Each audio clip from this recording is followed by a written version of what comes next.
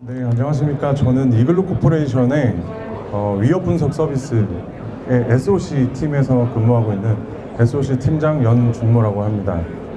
그 앞에 사회자분께서 제가 원래 하고 시작하려고 했었던 이 날씨 멘트를 다 말씀을 해주셔가지고 제가 드릴 말씀이 없게 됐는데, 그러면은 저희가 이제 SOC에서 과연 이 어디서 이제 놓치고 있는 부분이 어디 있는지, 그 부분을 저희 팀에서 어떻게 극복을 해 나가고 있는지에 대해서 간략하게 집중적으로 한번 말씀을 드려보도록 하겠습니다.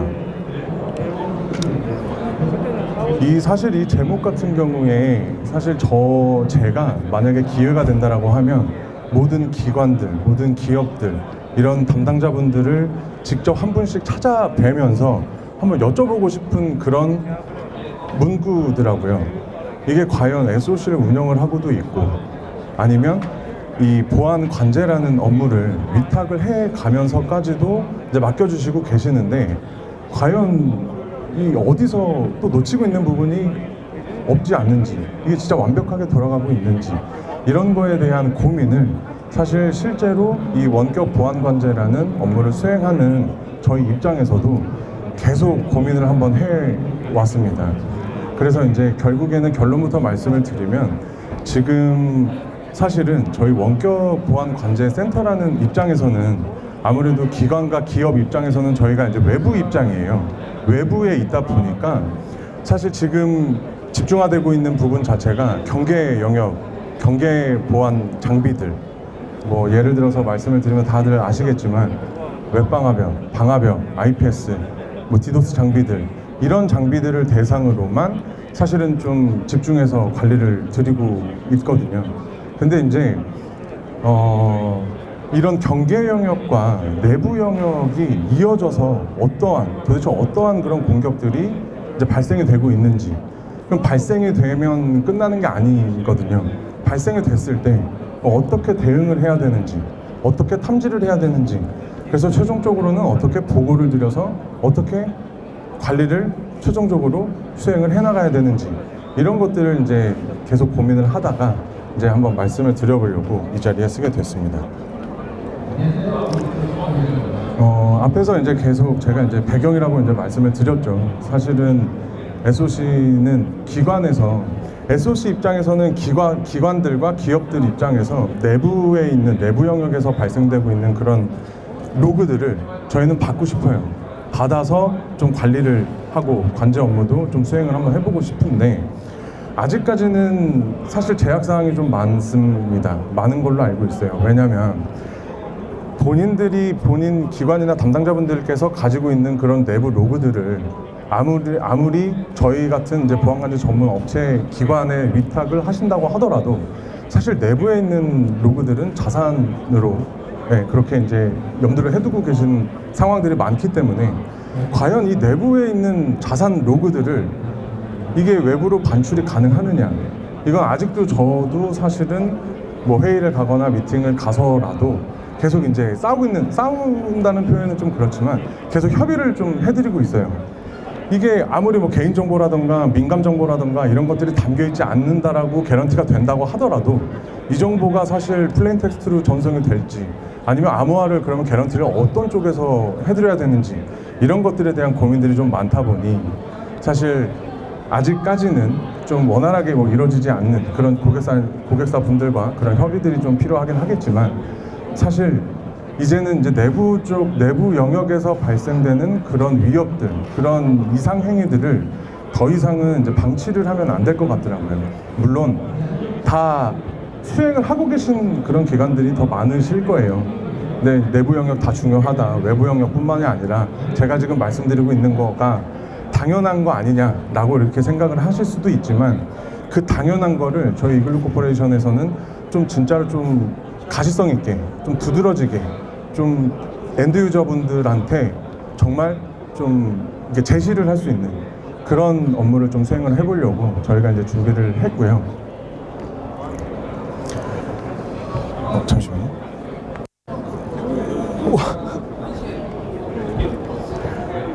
내부 영역을 실제로 제가 방금 말씀드렸던 것처럼 기관의 입장에서 실제로 저희가 들어가서 내부에 있는 로그를 갖고 와서 테스트를 해볼 수는 없어요. 테스트를 해볼 수는 없어서 저희가 그 수행하고 있는 저희 SOC의 구성을 좀 재구성을 했습니다. 저희가 이제 SOC에서 구성되어 있는 구성 중에 저 오픈 영역 같은 경우에는 사실 존재는 하지는 않습니다.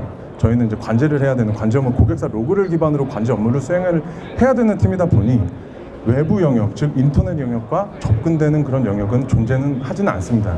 하지는 않지만 저희가 임의적으로 좀 재구성을 해봤어요. 왜 O 영역, S 영역, C 영역을 나눴냐? 아무래도 여기 이제 많은 훌륭하신 분들이 이제 다 참가를 하셔서 이제 보시면 아시겠지만 N2SF가 요즘에 참 많이 부각이 되고 있죠.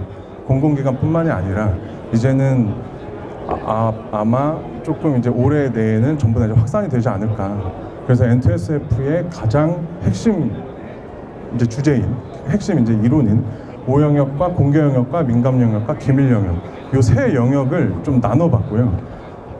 가장 집중적으로 봐야 되는 것들은 사용자, 외부와의 접점이 이루어지고 있는 그 사용자 분들이 고객사 로그라던가 아니면은 어떤 좀 개인정보라던가 관제하고 있는 입장에서 제일 중요하게 생각하는 로그는 저희한테 이제 관리자 권한을 맡겨주신 그런 분들이 계시거든요.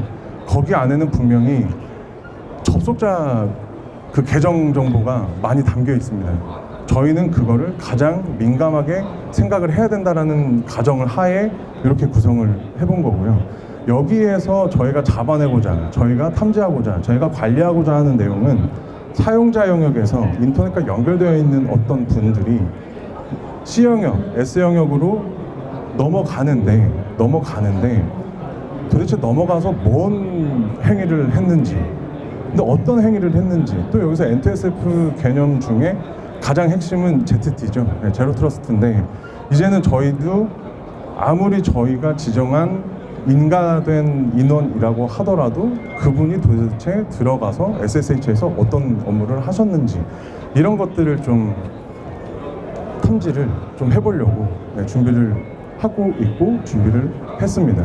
그래서 이제 여기 저희가 이제 EDR이라고 저희가 표현을 해놨는데 EDR을 통해서라도 고객사 내부에 있는 그런 어떤 모든 발생되는 그런 행위들을 저희 이제 말씀을 드리면 저희 이제 EXD라는 심과 그리고 소아를 통해서 이거를 일일이 전부 다 SOC 인원들이 다 감당하기에는 너무나 많습니다. 경계 영역도 지금도 많아서 놓치고 있는 부분도 분명히 있을 텐데 거기에 내부 영역까지 플러스가 돼서 이거를 SOC 인원들이 다 처리를 한다? 그러면은 저라도 사실 너무 힘들 것 같은데 이거를 저희는 최대한 경계 영역과 내부 영역을 자동화를 통해서 좀 수행을 할 수 있게끔 그렇게 구현을 해놨고요. 이 자동화로 구현되는 것 중에 제가 지금 핵심이라고 좀 말씀을 드리고 싶은 아키텍처가 좀 스코어링 아키텍처를 좀 사용을 해서 적용을 해봤습니다. 간략하게 말씀을 드리면 A라는 사용자가 처음에 어떤 행위를 했어요. 근데 그 행위를 한 것 자체가 저희 SOC 팀에서 저희 EXD라는 그 심 솔루션에 N2SF의 한 286개 정도에 대한 정의, 가이드라인을 통해서 정의되어 있는 그 통제 항목을 기반으로 저희가 약 한 110개 정도에 대한 내부 행위에 대한 이상 탐지 정책을 좀 적용을 해놨습니다. 그래서 어떤 A라는 사용자가 그 행위 기반의 탐지 정책이 설정되어 있는 거를 통해서 발생이 되게 되면 그거를 거기서 끝내는 게 아니고 약 한 일주일 이상 전부 다 그 2차적인 행위는 어떤 행위가 발생이 됐는지 그리고 그 이후에는 어떤 행위가 또 발생을 했는지를 계속 좀 추적을 하게끔 이 DB를 좀 별도로 좀 지정을 해서 관리를 하고 있고요. 그래서 심에서 탐지되는 그 정책과 그리고 사용자가 그 심에서 탐지된 그 정책에 대한 행위를 몇 차 정도까지 발생을 했는지를 추적을 하고 그 DB를 따로 관리를 하고 이 모든 것들을 점수화를 해서 0점부터 5점부터 30점 그리고 최대 100점 이상까지 이렇게 구분을 지어놨고요. 그 지어놓고 각 점수별로 어떤 대응 절차를 가져가야 되는지를 좀 기준을 좀 수립을 했습니다. 그래서 제가 이제 드리고 싶은 말씀은 로우 미들이라고 해서 관리를 안 하는 게 아니고요. 로우 미들도 물론 계속적으로 저희가 말씀을 드릴 겁니다. 말씀을 드리는데 100점이 갔을 때는 어떤 행위가 발생을 했더라도 즉각적으로 좀 격리 조치를 수행을 하고 있고요. 격리를 해제를 해야 되는 경우가 분명히 있습니다. 격리를 해제하게 될 경우에는 저희가 적절한 이제 소명 절차에 대한 프로세스를 이제 그 이후에 말씀을 드리고 있고, 실제 엔드 유저, 실제 고객사 담당자분들이 저희 쪽으로 이거는 저희 업무적으로 발생을 했습니다. 이거는 좀 예처리해 주셔야 됩니다라고 저희와 같이 대화를 지속적으로 하신 이후에 서로 이제 협의가 되면 그때 이제 격리가 된 그 내용을 행위를 좀 해지를 할 수 있게끔 그런 식으로 좀 구현을 해봤습니다. 근데 이거에 대한 핵심은 제가 이제 스코링이라고 말씀을 드렸지만 이게 SOC 업무든 아니면 모든 업무는 마찬가지겠지만 관제라는 업무 자체가 사실 대화가 단절이 되면 이게 안 되더라고요. 그래서 저희 SOC 같은 경우에는 모든 팀원분들이 직접적으로 이제 담당자분들과 계속 커뮤니케이션을 이제 수행을 하고 있다라고 말씀을 드리고 싶습니다.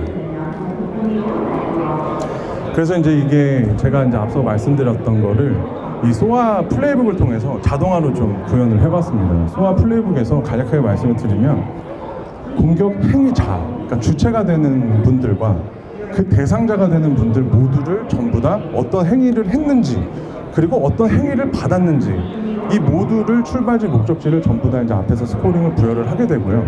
여기서 끝나는 게 아니라 그 이후에 이제 과거가 됐던 미래가 됐던 계속 이제 추적을 해 나가면서 전체적으로 이제 점수를 기반으로 제가 말씀드렸던 뭐 권고를 한다던가 권고 이후에 뭐 또 전화를 드린다던가 전화를 안 받으시네요.